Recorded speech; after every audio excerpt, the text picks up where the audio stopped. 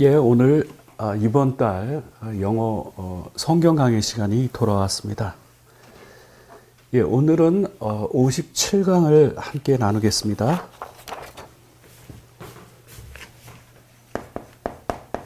오늘은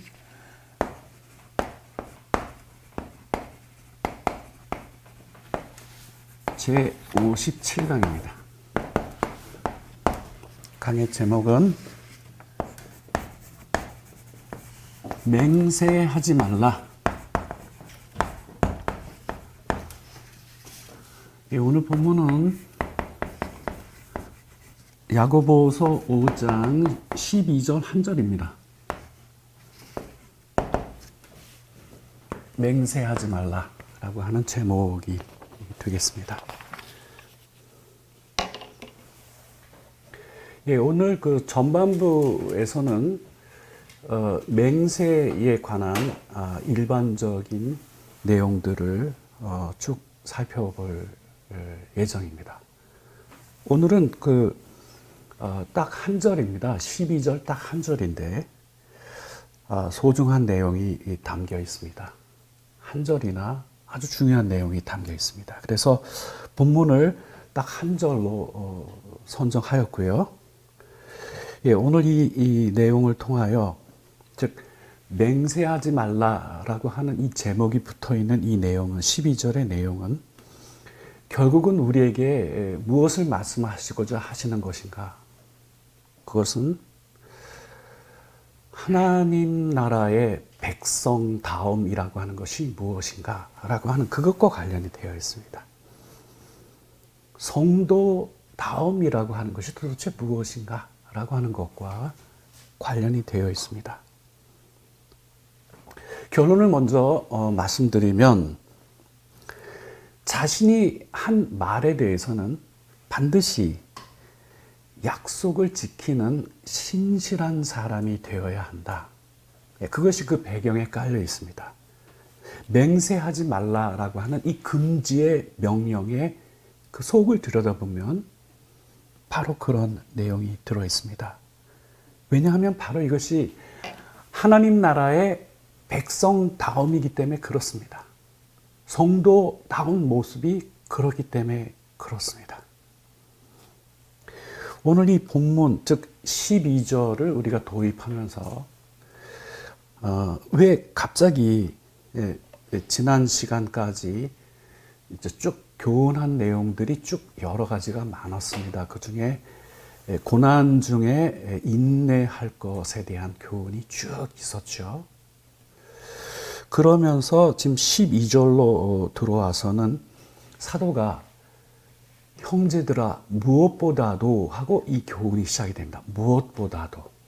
다시 말씀드리면 지금까지 여러 가지의 메시지가 쭉 이어나왔지만 그것들 중에서 이거는 아주 소중한 중요한 내용이다라고 하는 것을 우리가 볼 수 있습니다. 사도가 이 시점에서 즉 11절에서 12절로 넘어오는 이 시점에서 맹세하지 말라라고 하는 이 교훈을 도입한 것은 아주 시기적절한 것인데요. 지난 시간에도 우리가 함께 살펴보았듯이 지금 이 야고보서의 메시지가 전달되고 있는 각 소아시아 지역에 흩어져 있는 성도들은 대부분이 거의 노비나 다름이 없는 그런 어려운 환경 속에서 신앙생활을 하고 있는 이들입니다. 그런 환경에 처하여 있는 이들은 다시 말씀드리면 환경 자체가 어렵고 극한의 환경 속에 놓여 있을 때에는 그런 처지에서는 맹세를 남발하기가 쉽습니다. 왜 그러냐? 예를 들면 그 주인의 여러 가지 통제 속에 있거든요. 그렇기 때문에 억울한 일을 당하는 경우가 참 많이 있죠. 그럴 때 나는 결코 그 일과는 관련이 없습니다 라고 하는 그런 종류의 맹세를 자꾸 하게 되는 환경이 그 가운데 들어있기 때문에 그렇습니다. 사도는 그들의 환경 속에서 이와 같은 일들이 자주 벌어지는 것을 포착하였고, 이따 자세히 설명드리겠지만 11절에서 12절로 넘어오는 이곳에서 중요하게 포착한 것은 이 성도들이 맹세를 함으로써 하나님 앞에 범죄하는 일들이 많이 일어나는 상황을 보고 지금 바로 이 교훈을 해놓은 겁니다. 자, 그럼 우선 오늘 강의 본문 먼저 일단 봉독하고 계속 이어가겠습니다. 내 형제들아, 무엇보다도 맹세하지 말지니 하늘로나 땅으로나 아무 다른 것으로도 맹세하지 말고, 오직 너희가 그렇다고 생각하는 것은 그렇다고 하고 아니라고 생각한 것은 아니라 하여, 맨 마지막 부분입니다, 정죄 받음을 면하라, 이렇게 되어 있죠. 여러분, 이것은 신구약 성경이 동일하게 다 같이 인식하고 있는 프로세스가 있는데, 첫째는 죄를 짓습니다. 그러면 그 죄에 대하여 정죄가 있고요. 정죄가 된 이후에는 거기에 따르는 처벌이 그 뒤로 쫓아옵니다. 여기서는 정죄 받음을 면하라, 이렇게 말씀하여 놓았는데, 정죄를 받게 되면 거기에 해당되는 처벌이 남아있는 상황인 겁니다, 이제. 오늘 이 본문을 통하여서, 즉 맹세하지 말라라고 하는 제목으로 이 내용을 함께 나누도록 하겠습니다. 일단 도입으로서 우리가 평상시에 맹세하는 것과 관련된 일반적인 상황을 몇 가지 좀 생각해 보려고 합니다. 먼저는 특히 여기에서는 우리가 성호를, 하나님의 거룩한 이름을 들먹이면서 그 맹세를 하는 경우가 있을 수가 있겠죠. 그런데 그러한 그 맹세가 오늘날 우리가 하는 일상적인 대화 속에 자주 거론이 되는가 하면 그렇지는 않습니다. 그것과 관련해서 이 맹세와 관련된 부분으로 우리가 기본적으로 먼저 생각해 볼 것이 있습니다.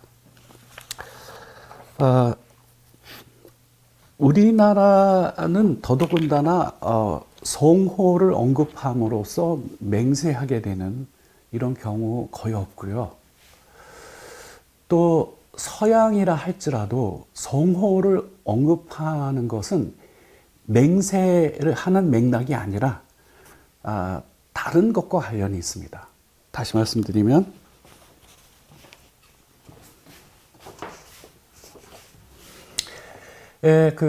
이제 영어권에서 보면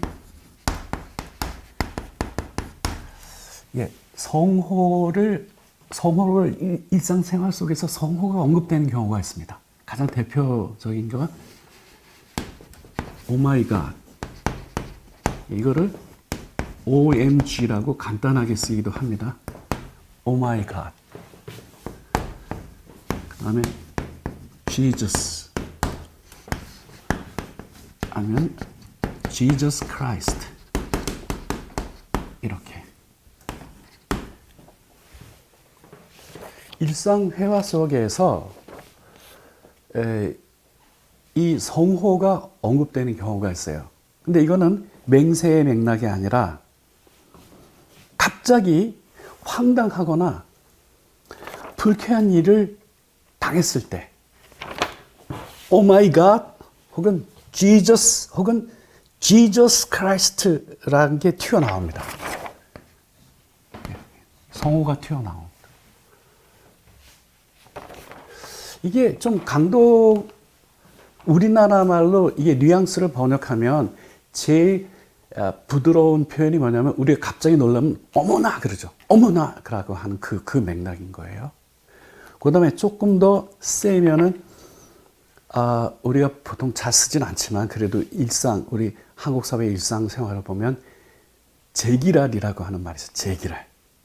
요거보다 조금 더 센 거는 이런 젠장할. 그 다음에 맨 마지막은 이런 빌어먹을, 이런 맥락이에요. 이런 맥락에서 서양은, 영어권에서는 이 예수님의 이 성호가 언급된다는 거예요. 근데 이 맥락은 이런 거거든요. 갑자기 성호를 외칠 만큼 당황스럽고 갑작스러운 일을 닥쳐서 그런 거예요. 자기도 모르게 나오는 거예요. 예.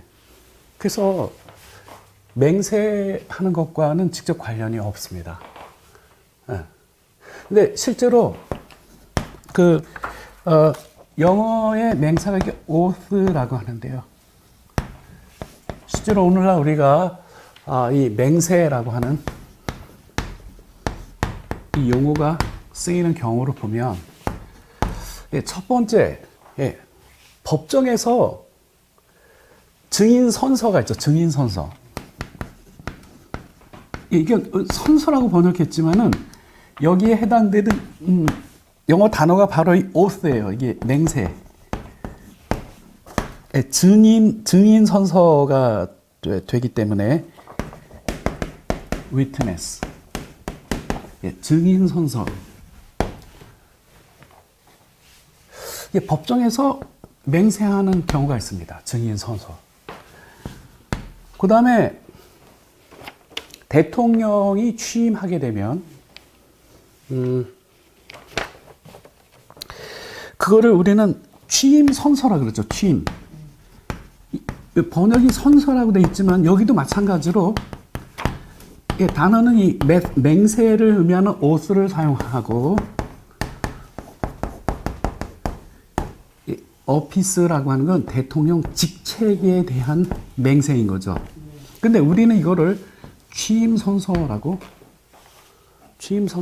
말합니다. 선서. 이렇게 우리가 일상생활 속에도 선서라고 번역을 했지만은 맹세에 해당되는, 맹세와 관련된 이런 표현들이 사용이 됩니다. 근데 우리나라 사람들이 쓰는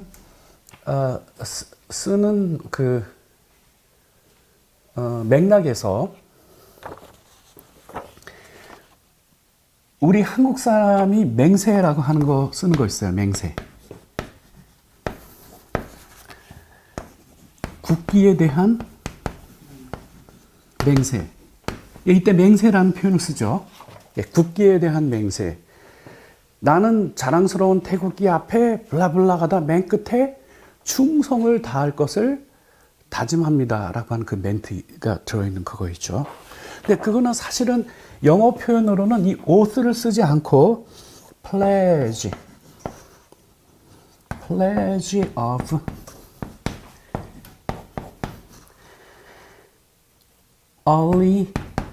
allegiance. 사실은 이거를 그대로 번역하면요. 이거는 충성의 서약이에요. 충성의 서약. 우리는 이거는 맹세라고 했지만 실제 영어 표현으로 보면 충성의 서약입니다. 충성의 서약. 미국에 이민을 가거나 아니면 미국에서 그 시민권을 딸 때에 그 사람들도 전부 Pledge of Allegiance를 합니다. 충성의 서약을 하죠. 미국 국가에 대한 충성의 서약을 하게 됩니다. 이처럼 우리가 일상생활 속에서 맹세를 하는, 맹세와 관련되어 있는 그러한 것이 있습니다. 이제는 우리가 실제 성경의 내용으로 돌아와서 두 번째 문제를 우리가 생각해 보려고 합니다. 지금 이 야고보 사도가 이 메시지를 전하고 있을 그 당대에 성도들에게 있어서 이 성호를 언급하는 맹세와 관련해서 과연 그들은 어땠을까라고 하는 이 질문을 던져보면 실제적으로 그것에 관련된 정확한 데이터는 없지만 우리가 미루어 짐작할 수 있는 것은 있습니다. 이미 구약 자체가 성호를 언급하는 부분에 대한 금지 명령이 나와 있기 때문에 실제로 성호를 일상 대화 속에도 언급하는 것조차도 상당히 조심했기 때문에 성호를 언급하여 맹세하게 되는 이런 경우는 실제로 없었을 것으로 그렇게 보입니다. 그거는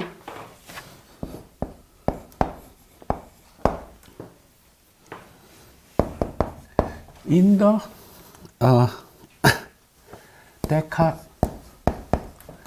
데카로그에 보면요, 로그 앞에 이 데카가 10이란 뜻이거든요. 로그는 word예요. 그러니까 10계명이죠, 10계명. 아예 10계명에 여호와의 이름을 망령되이 일컫지 말라라고 하는 명령이 들어있기 때문에 유대인들인 경우는 이런 경우가 잘 없었을 것으로 보입니다. 특히 the name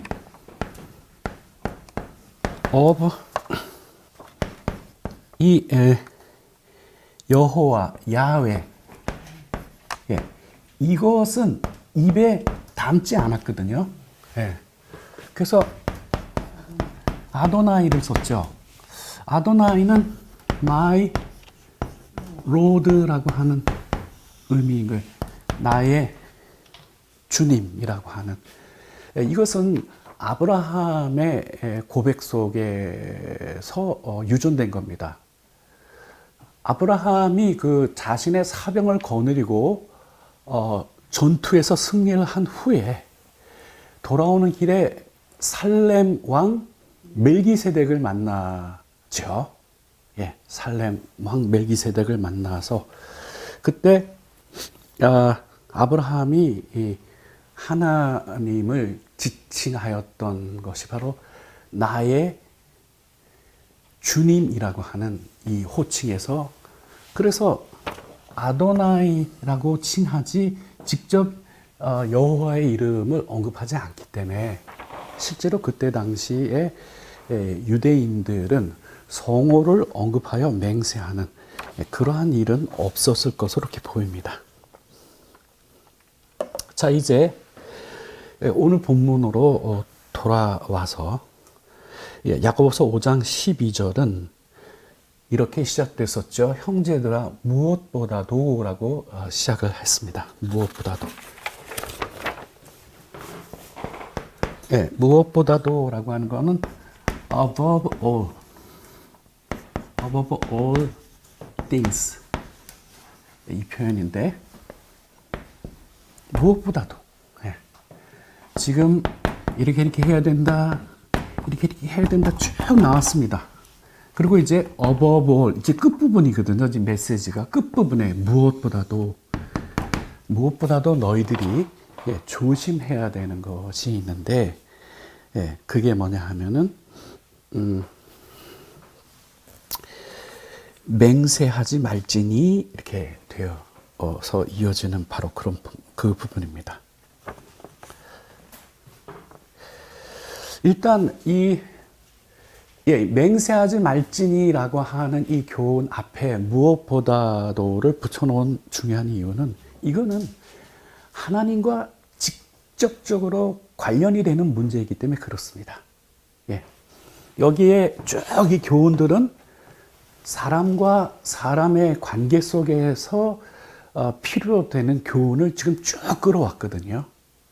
근데 지금 여기에 지금 맹세하지 말라라고 하는 이 교훈은 하나님과 직접적으로 관련이 되는 문제이기 때문에 이렇게 무엇보다도라고 하는 것을 붙여 놓았습니다.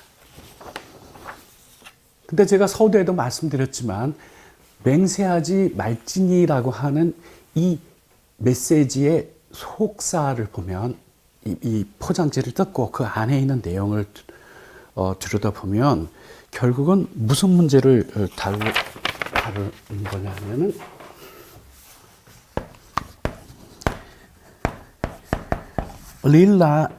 reliability. 이거는 신뢰성이라고 번역합니다. reliability. 이 신뢰성의 문제를 다루는 겁니다. 왜 이렇게 되느냐? 결론은 이래요. 굳이 맹세를 할 필요가 없을 만큼 너희가 말하는 것에 대해서는 철저하게 그대로 지키고 행하라고 하는 거거든요. 예. 맹세하지 말라는, 무조건 맹세를 해서는 안 된다라고 하는 것이 본 메시지가 아니라 우리의 일상 삶에서도 굳이 맹세할 필요가 없을 정도로 릴라이어블한, 신뢰가 가는 그러한 삶을 살아야 된다라고 하는 교훈입니다. 왜 그렇죠? 바로 그게 하나님 나라의 백성 다음에 해당이 되기 때문에 그렇습니다. 예, 이 reliability, 이 신뢰성, 이게 굉장히 중요한 문제가 되는데요.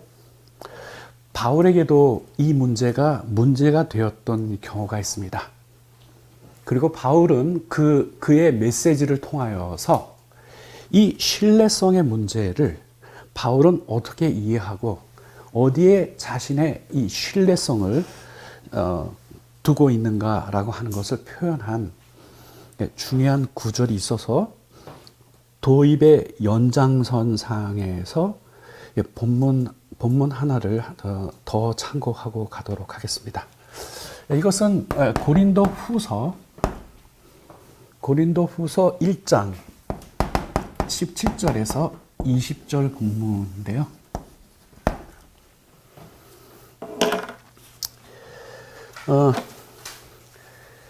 원래 바울이 이 고린도를 다시 방문하겠다라고 하는 계획이 있었는데요. 근데 이 계획이 변경이 되었어요. 그러니까 고린도에 있는 교인들이 이 바울의 신뢰성의 문제에 의심을 가질 수 있는 상황이 된 겁니다. 거기에 대하여 바울은 뭐라고 이야기하고 있는지 잠깐 보겠습니다. 자, 이 본문은 제가 한글 성경은 봉독하지 않고 영어 성경의 내용을 번역한 내용을 여러분께 소개해드리면서 설명하겠습니다. 이렇습니다. 너희들은 내가 왜 계획을 변경했는지 물을 거다. 그리고 바울은 두 개의 질문을 던집니다. 첫째 질문은 너희는 내가 애초에 부주의하게 계획을 세웠다고 생각하느뇨? 이게 첫 번째 질문이에요. 두 번째, 너희는 아니요라고 하는 것을 의미하는데도 불구하고 네라고 말하는 이 세상 사람들하고 똑같은 사람이라고 너희는 나를 그렇게 생각하느뇨? 이게 질문을 두 번 던져요. 그러고 나서 바울은 하나님이 신실하신 것과 같이 분명히 너희를 향한 우리의 말은 그렇다와 아니다 사이에서 결코 왔다 갔다 한 적이 없다라고 하는 걸 선언하죠. 여러분, 여기에서 지금 as surely as God is faithful. 예, 이 surely라고 하는 이 부사를 강조하려고 하는 거거든요. 이거는 분명하게. 근데 as를 붙여서 무엇과 똑같이 분명하게 해요. 이 뒤에 붙어 있는 게 뭐냐? God is faithful. 하나님이 신실하신 거거든요. 그러니까 하나님이 신실하신 거와 똑같이 분명하게. 예. 하나님의 신실하심과 같이 분명하게. 여기에 바울이 그 자신만이 아니라 여기에 our를 쓰거든요. 우리의 말은, 지금 이 말의 신뢰성의 문제를 우리가 좀 다루는 거거든요. 결국은 맹세하지 말라라고 하는 이 교훈은 말의 신뢰성의 문제인 거예요. Our word to you. 너희에게 전한 우리의 말은, 여기 our를 쓴 것은 이 고린도 교회를 개척하고 그리고 계속적으로 고린도 교회 성도들을 섬겼던 세 사람을 함께 아우르는 거예요. 바울뿐만 아니라 실라와 디모데도 있거든요. 이렇게 그러니까 너희에게 전한 우리의 말은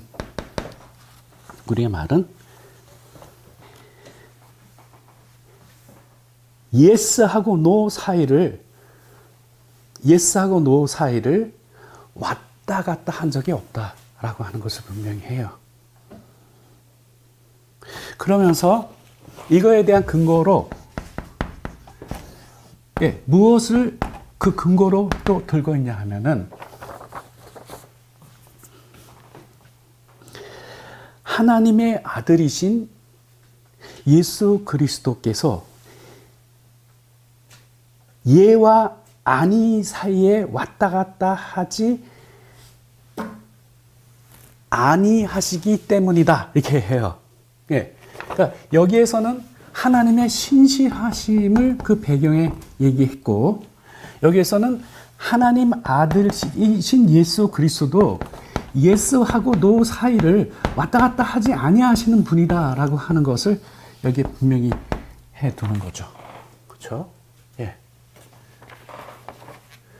그러니까 이거는 뭐냐면은 바울이 그 성도들에게 전한 그 메시지의 신뢰성의 문제거든요. 예. 그 문제에 있어서 우리가 너에게 전한 이 말씀은 결코 예스하고 노 사이를 왔다 갔다 그렇게 요동한 적이 결코 없음을 여기 분명히 해둡니다. 예.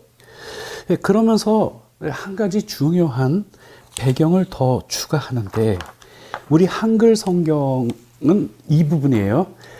하나님의 약속은 얼마든지 그리스도 안에서 예가 되니, 이렇게 돼 있죠. 하나님의 약속은 얼마든지 그리스도 안에서 예가 된다. 이렇게 표현해 놓았는데, 결국 같은 내용이지만 영어 성경 표현은 뉘앙스가 다르고 좀 더 구체적인 핵심을 밝혀 놓았어요. 여기에 예수님의 별명이 하나 등장합니다. 우리 한글 성경상으로는 그 예수님의 별명이 지금 나타나 보이지 않는데, 영어 성경상에서는 이렇게 표현해요. 여기 as는 이 자격을 나타내는 뭐뭐로서 그런 말이죠. God ultimate. 예수님이 누구냐? 하나님의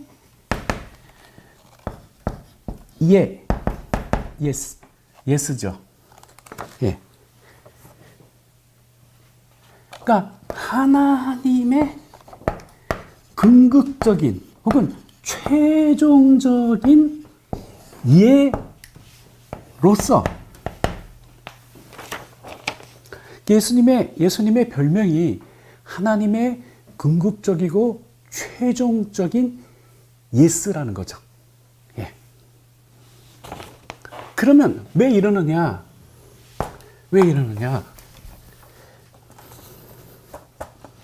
그는 하나님의 아들인 Jesus Christ 받은 거예요. 그는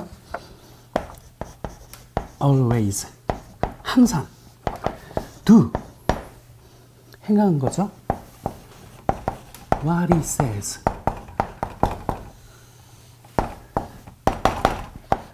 그가 말씀하신 것을 이행하신다는 거죠. 예. 그래서 하나님이 구약에서 아무리 많은 약속을 하셨어도, 오케이?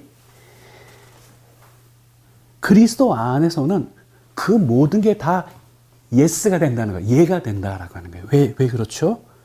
그리스도께서 친히 그 모든 일들을 행하심으로 그 모든 것을 성취하셨기 때문에, 예, 아무리 많은 약속을 하나님께서 해 두셨어도 그 모든 약속이 그리스도 안에는 예가 돼요. 왜? 예수님께 친히 그 모든 일들을 행하셨기 때문에. 여기 현재 시제를 써서, 예, 현재 시제가 항상 현재만을 나타내는 것이 아니에요. 과거에도 그렇고 현재도 그렇고 미래에도 그런 것. 이거를 우리가 통시제라고 하는데, 통시제도 현재 시제로 표현하는 거예요. 왜냐하면 항상 현재 주로니까. 예. 그러니까 예수님이 어떠신 분이라면 하나님께서 약속하신 그 모든 것들을 친히 다 말이 필요 없이 모두 다 이루시고 성취하신 분인 거예요. 그렇기 때문에 거기에 예수님의 reliability, 이 신뢰성이라고 하는 거는 뭐 말로 다 형용할 수가 없는 거죠. 그래서 붙은 별명이 뭐예요? 하나님의 최종적인 예이신 거예요. 예.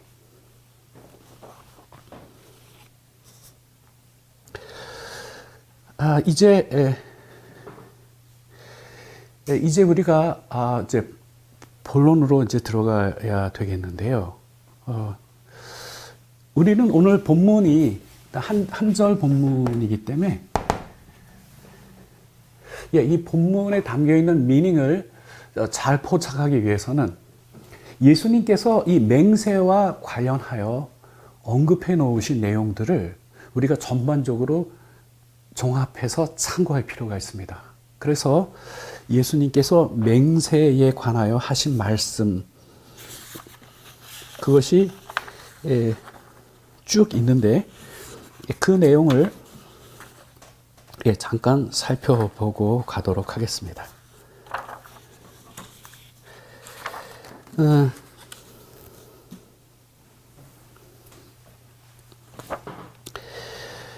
예수님은 맹세에 관하여 뭐라고 말씀하셨느냐? 결코 맹세하지 말라라고 분명히 말씀해 놓으셨어요. 마태복음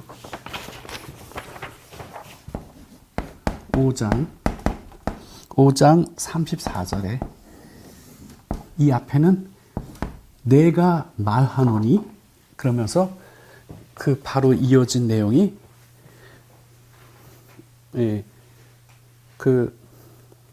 결코 맹세하지 말라라고 하는 선언을 분명히 해 놓으셨습니다. 이거는 이제 자세히 살펴보겠고요. 자, 일단은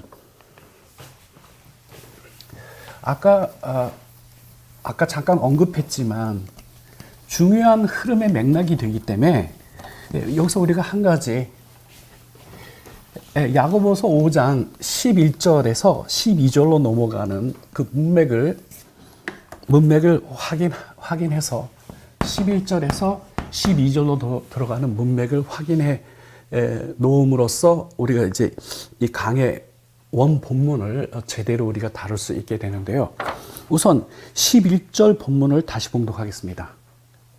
보라, 인내하는 자를 우리가 복되다 하나니 너희가 욥의 인내를 들었고 주께서 주신 결말을 보았거니와 주는 가장 자비하시고 긍휼히 여기는 이시니라. 이게 11절이거든요. 자, 이 11절의 메시지는요.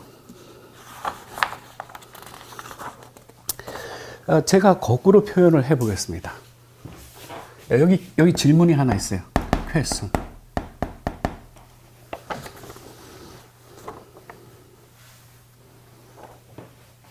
이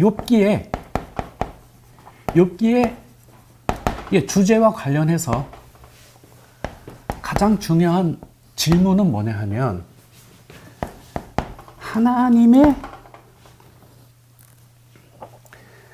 아까 11절에서 주는 가장 자비하시고 긍휼히 여기는 이신이라 그랬죠. 네. 그러니까 하나님의 그런 이 자비와 그리고 긍휼이라고 하는 것이 to whom 누구에게 나타났는가예요. 이게 욥기를 우리 읽으면서 제일 먼저 질문해야 될 내용이 바로 이거예요. 하나님은 자비와 긍휼이 풍성하신 분인데 이런 하나님의 자비와 긍휼이라고 하는 거는 아무한테나 무턱대고 나타나는 게 아니라는 거예요. 누구에게 나타나죠? 욥과 같은 인물에게 하나님의 자비와 풍성한 긍휼이 나타난다는 거예요. 예? 욥은 어떤 인물이었는가? 예, 요거를 저는 잉글리시 스탠다드 버전으로 이 11절에 욥을 소개하고 있는 형용사 하나를 표현하면 거기에 이게 인내하다라고 하는 표현을 잉글리시 스탠다드 버전은 그 steadfast라고 썼어요. steadfast. 이게 믿음. 예, in 히브리어로 믿음을 말하는 그 단어에 담겨 있는 게 바로 steadfast거든요. 이게 steadfast는 확고부동한. 두 번째, 변함이 없는. 사실 너희가 욥의 인내에 관하여 자 보라 인내하는 자를 우리가 복되다 하나니 너희가 욥의 인내를 들었고 이렇게 돼 있죠. 여기서 인내하는 자를 우리가 복되다 한다 그랬죠.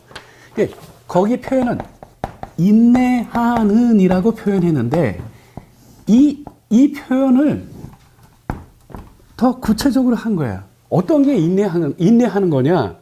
확고부동하고 변함이 없는 거예요.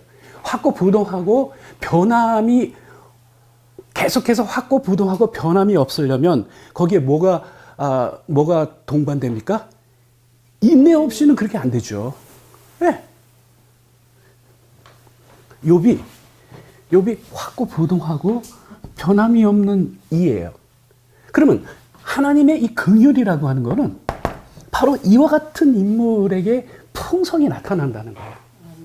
네. 그래서 여러분 이렇게 선언을 해놓고 보면 이 11절의 메시지는 주제가 두 개죠.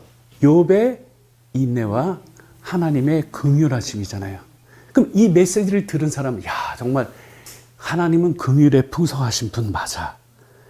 이렇게 생각하면 그것만 생각하면 무슨 실수를 하게 되냐 하면 성호로 맹세하게 되는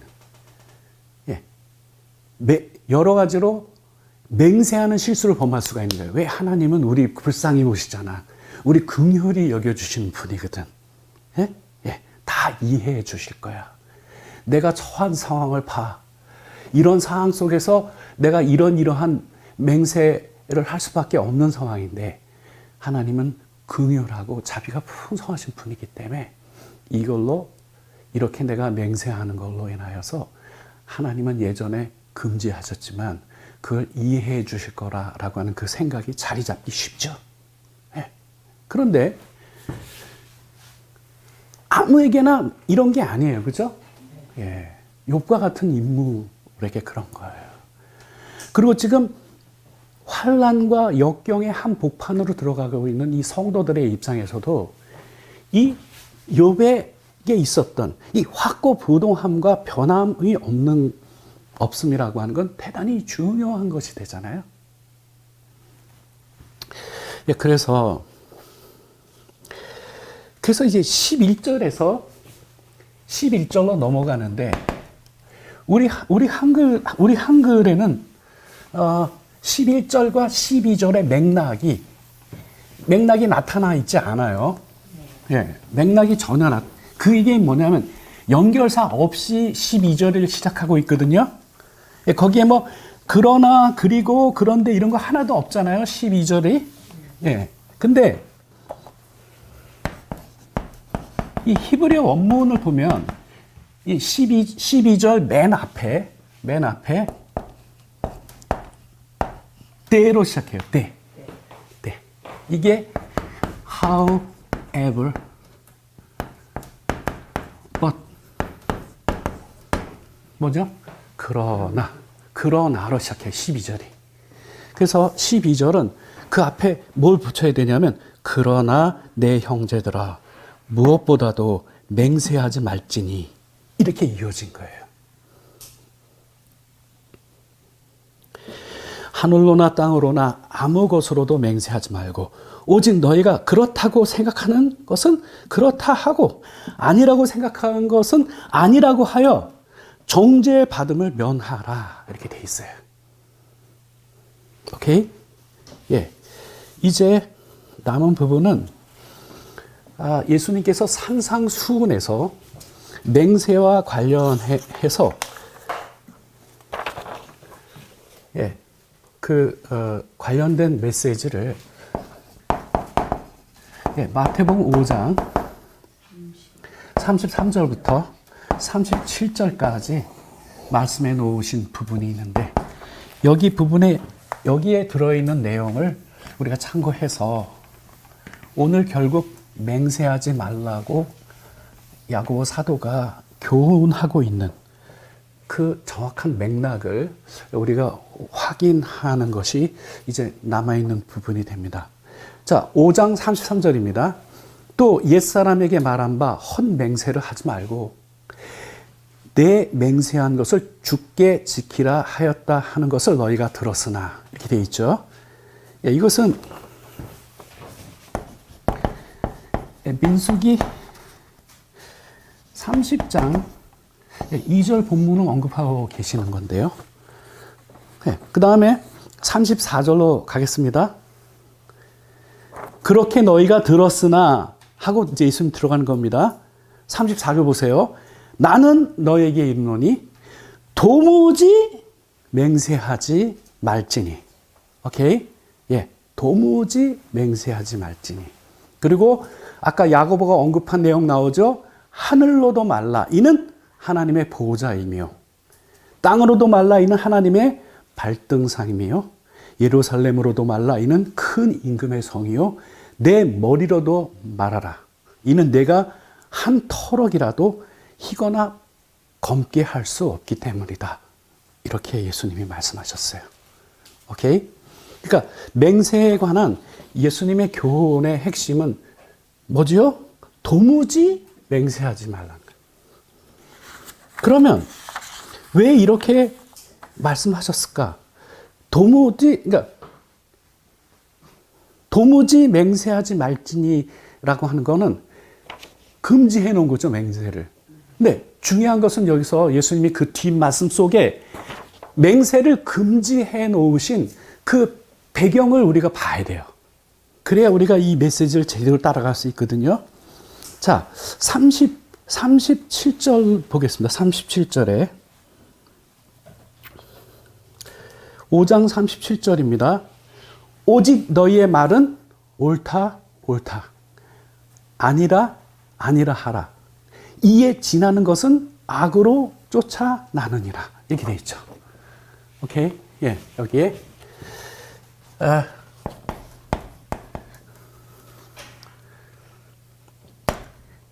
예스냐? 예. 옳다 하면은, 옳으면 옳다죠? 그리고 아니면 아닌 거예요. 자, 이게 한 개도 복잡하지 않죠? 예? 그러니까 이게 옳으면 예고, 그러면 노인 거거든요. 예. 이거를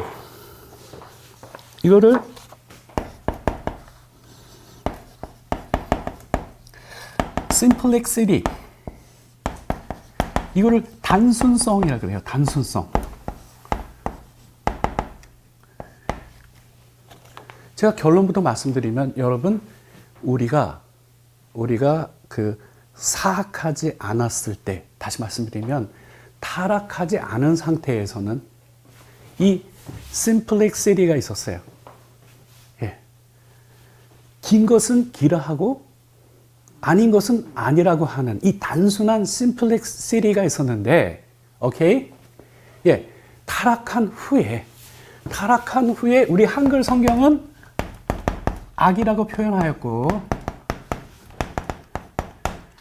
wickedness, 사악함. 예. 그러니까 예수님의 말씀이 오직 너희의 말은 옳다 아니다 하라. 오케이? 이에 지나는 거는 무엇으로 쫓아나요? 악으로 쫓아나는 것이다 라고 하는 거죠. 예. 다시 말씀드리면 이 사악함이라고 하는 거는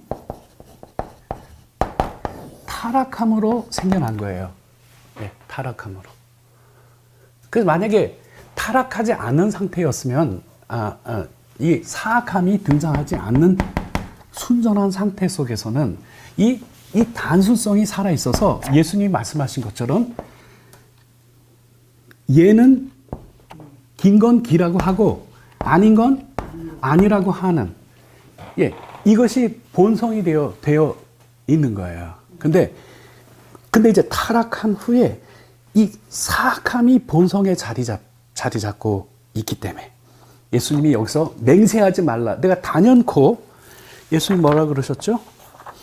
도무지 맹세하지 말지니라고 이렇게 경고해 놓으신 데는 예수님이 뭘 말씀하신 거죠? 그것이, 그 맹세 근원을 봐야 된다. 그 맹세의 근원이 어디서 나온 건가? 그거 봐라. 그거거든요. 그래서 여러분, 타락한 이후의 상태에서는 정직성도 없고 일관성도 없고 온갖 위선적인 것들이 난무하죠. 오케이? 예, 그러는 환경 속에서는 수시로 무엇을 하고픈 충동이 계속 생겨날 수밖에 없냐면 맹세하고 싶은 충동이 계속 일어날 수밖에 없어요. 여러분, 우리나라 사람 말 중에 이 맹세를 선언하는 가장 유명한 말 있죠. 내가 만약에 그랬으면 손에 뭘 찢어요? 장을 찢는다. 근데 이게 손이고요. 장도 한자로 손이에요. 손에 장을 찢는다가 아니라 손을 찢는다는 얘기인데 그게 이상하게 어투가 그렇게 됐어요. 예? 하나는 한글이고 하나는 한자인 거예요. 근데 손에다가 장을 지금까지 장을 찢는다라고 하는 게 도대체 뭔가 손을 불로 달군 쇠로 찢는다는 거예요. 예? 돼지 족발도 족이면 족이고 발이면 발. 하나가 한글이고 하나가 한자야. 물론 족발 하면 독특한 그 발을 의미하는 걸로 구별해서 쓰임새가 되었지만 아무튼 그런 거 있습니다. 우리도 자기가 한 말에 대한 신뢰성을 확보하기 위하여 우리가 그런 말을 쓰죠. 그러니까 그런 말을, 그런 맹세를 쓸 필요가 없는 그런 삶을 살아야 된다라고 하는 거예요. 예. 그래서 여러분, 이제 메시지 정리를 하겠습니다. 이 맹세에 관한 그리스도의 명령은 간단합니다. 예와 아니요 라는 단어로 모든 경우에 구속력이 있도록 하는 거예요. 예면 예고, 아니면 아닌 거죠. 예수님의 말씀을 다시 기억합시다. 이것에 뭐라고 말씀하셨죠? 그 이상은 다 무엇에서 나와요? 악에서 나오는 거예요. 예. 그러하지 아니하고 거기에 무슨 맹세를 들여대는 거예요. 내가 그랬으면 내가 네 아들이다. 그런 말도 하잖아요. 예, 우리 한국 사람들 이렇게 보면은 그런 그 충동이 올라오거든요. 그래서 여러분, 결국은 이 맹세하지 말라라고 하는 것은 성도는 마땅히 이 말과 행동에 있어서 정직해야 된다라고 하는 것을 말씀하고 계시는 거예요. 예. 그래서 이 약속을 이행하는 과정에서 인위적인 맹세를 도입할 필요가 없을 정도의 삶을 살아야 된다는 거예요. 이게 있죠. 아, 그 사람 말이 곧 법이야. 뭐 이 정도 신뢰가 있을 때 그런 사람은 굳이 맹세할 필요 있나요?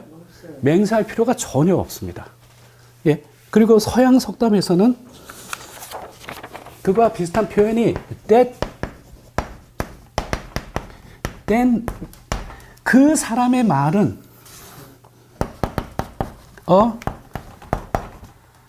contract, 계약이다. 예, 그거랑 가까운 서양 속담은 그 사람 말은 곧 계약이다는 거예요. 틀림없다라고 하는 거죠. 예. 결국은 우리에게 맹세하지 말라라고 하는 이 금지의 명령은 자신의 말에 대하여서는 꼭 책임을 지는, 약속을 지키는 신실한 사람이 되라라고 하는 교훈입니다. 첫째, 약속을 하면 반드시 지키는 신뢰성이 있어야 됩니다. 그러면 지킬 수 없는 경우에는 아예 약속하지도 안 하겠죠. 그죠? 예. 함부로 약속지 않습니다. 그리고 약속을 해서 어떤 손해가 난다 할지라도 자신이 한 약속은 반드시 지키는 그런 어떤 사람이 되라는 것이죠. 그래서 모든 사람들이 야, 저 사람은 말이 법이야. 이와 같은 신뢰를 받는 이 세상 속에서, 이 불신의 이 세상 속에서 하나님의 백성들은 바로 그런 모습으로 있어야 된다라고 하는 말씀입니다. 저 사람의 말은, 그래서 우리가 하는 말은 머리 굴릴 필요도 없이 있는 그대로 상대방이 받아들이게 되는, 굳이 거기에 맹세를 걸지 않더라도 자연스럽게 그런 인물이 돼야 된다라고 하는 것이죠. 예. 바로 누구처럼? 예수 그리스도처럼. 곧 그것이 하나님 나라의 백성다움입니다. 이 은혜가 이 강해를 듣는 모든 이들에게 함께 하시기를 바랍니다.